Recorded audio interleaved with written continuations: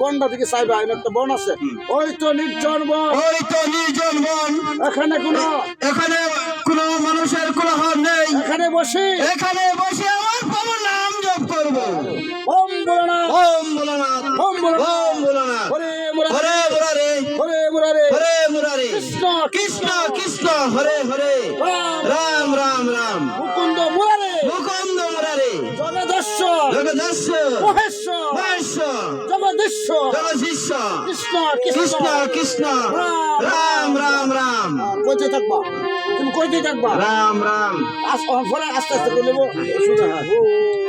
ওই তো নির্জন বন, ওই তো নির্জন বন, নীরব নিস্তব্ধ, কোনো জনপ্রাণীর সারা শব্দ নেই, এখানে আমি আমার প্রাণ বিসর্জন করবো। কেউ দেখবে না, কেউ শুনবে না, কেউ আমার জন্য এক ফুটা চোখের আমার দেন ভঙ্গ করলে আমি তোকে দিলাম অভিশাপ। ছেলের জন্য 12 বছর করবে অনুতাপ। ছেলে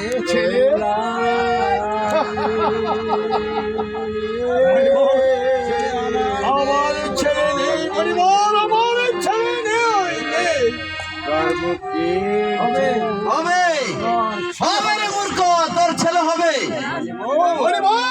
আমার ছেলে হবে, হ্যাঁ তোর ছেলে হবে। মনের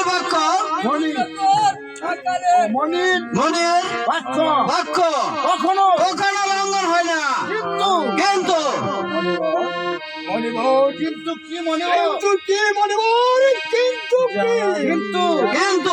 আয়ু মাত্র 12 দিন, তার আয়ু মাত্র 12 দিন।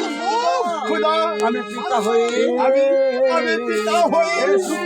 এই সুখ কেমন করে সহ্য করবো? তোমার বাক্য মূর্খ, মনের বাক্য কখনো লঙ্ঘন হয় না, মনের বাক্য কখনো ফিরবে না, কোনো পন্থা নেই,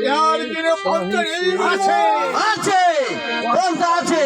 যদি 12 দিনের ছেলের সঙ্গে, সে 12 দিনের ছেলের সঙ্গে 12 বৎসরের কন্যা বিবাহ দিতে পারে, শুধু তাই নয়, বিবাহ রাত্রে 12 বৎসরের জন্য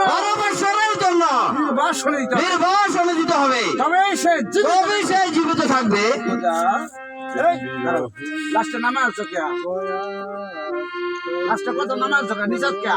তবে সে জীবিত থাকবে। খুদা আমি জ্বালা কেমন করে সহ্য করবো? 12 দিনের ছেলেকে নির্বাসন দিই, কি করে আমি গৃহে থাকবো? তোমার বাক্য তুমি ফিরে নাও, তোমার বাক্য তুমি ফিরে নাও।